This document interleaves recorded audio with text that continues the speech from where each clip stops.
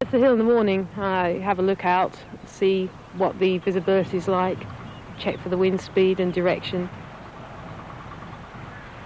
For an ideal day's hang gliding, the wind wants to be about 10 to 20 miles an hour, so when it gets up a bit, we'll take off.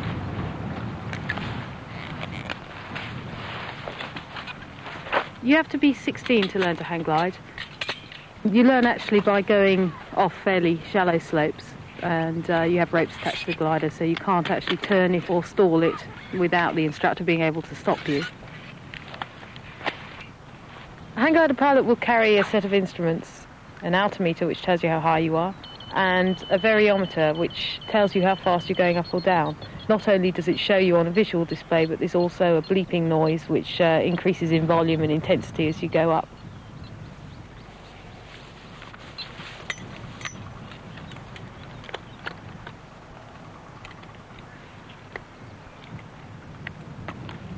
I also carry a wind speed indicator. That helps me to fly at the most efficient speed.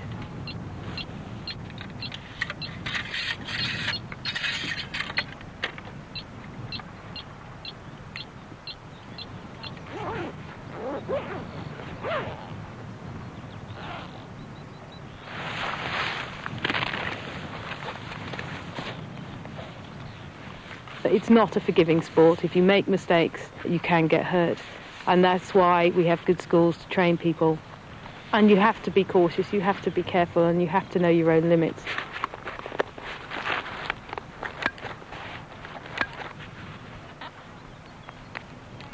I suppose if you get frightened on the first rung of a ladder, then hang gliding's not for you. But I actually haven't got much of a head for heights. I can't go to the edge of Beachy Head unless I'm on all fours, on my stomach crawling.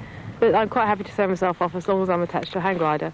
You actually feel quite secure. You're in a harness suspended from the central point of the glider, and it supports all your weight. You can actually let go with both hands and you're not going to fall out, which is, I think, the fear that a lot of people have.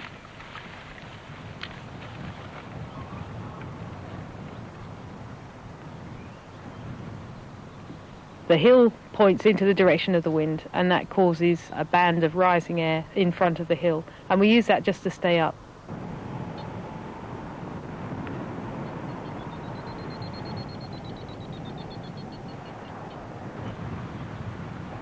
Now, to fly cross country, you need to use thermals, and those are produced by all sorts of things just on the ground level. For example, you get cornfields which get very hot and then let off these columns of hot air. The tendency is for the hot air to rise as a thermal, just as a column of rising air. You also get them over towns, playing fields, all sorts of things. The countryside is full of thermal generators. If you fly over a forest or a lake, you won't get anything in the way of thermals. Those just produce a lot of sink.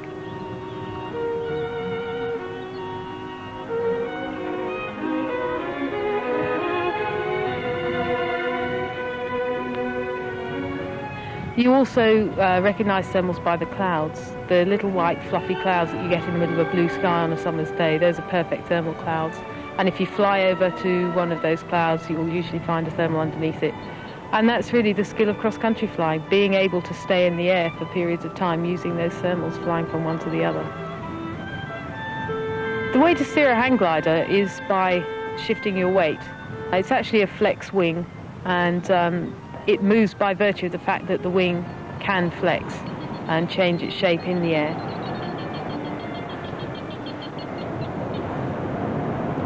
So you move your weight to the left to go left, and then you move your weight to the right to go right.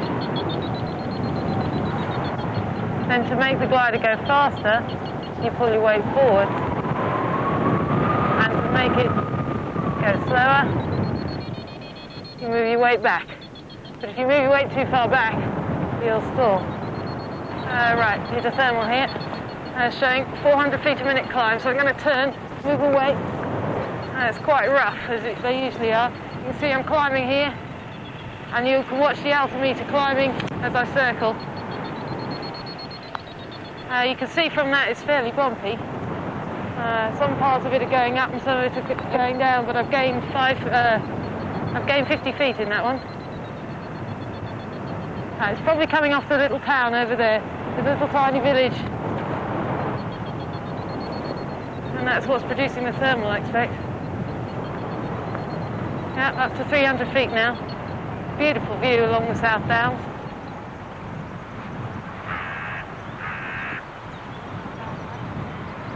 Factories, things like that, quite often produce good thermals. I have once got something over a power station. It wasn't very pleasant. There's a big smelly chimney coming out of the side of it.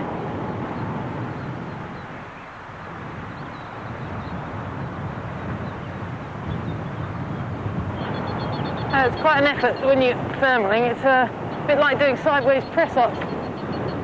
And it's quite a strain on your arms and shoulders. You need a wind of a certain strength to actually be able to stay up. Otherwise you end up going down, possibly in the cabbage fields.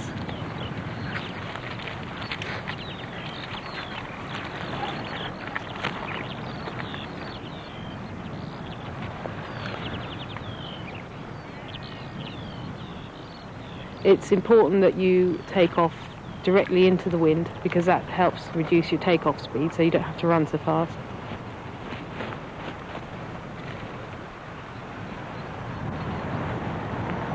As soon as you've taken off on the hang glider, you can zip up the harness which you're lying in, and that makes it aerodynamic and warm.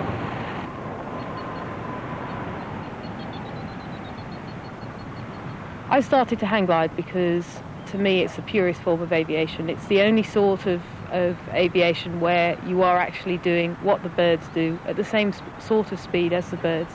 And the ultimate to me was in the Himalayas at 12,000 feet when I was joined by an eagle. And we flew together for 15 minutes, literally 3 feet apart, eyeball to eyeball, wingtip to wingtip. And I felt accepted as a bird by that bird in its own environment. They fly together in pairs, and it saw me and wanted to come flying. And we just cruised the Himalayas together at 12,000 feet. It's the most beautiful experience in the world.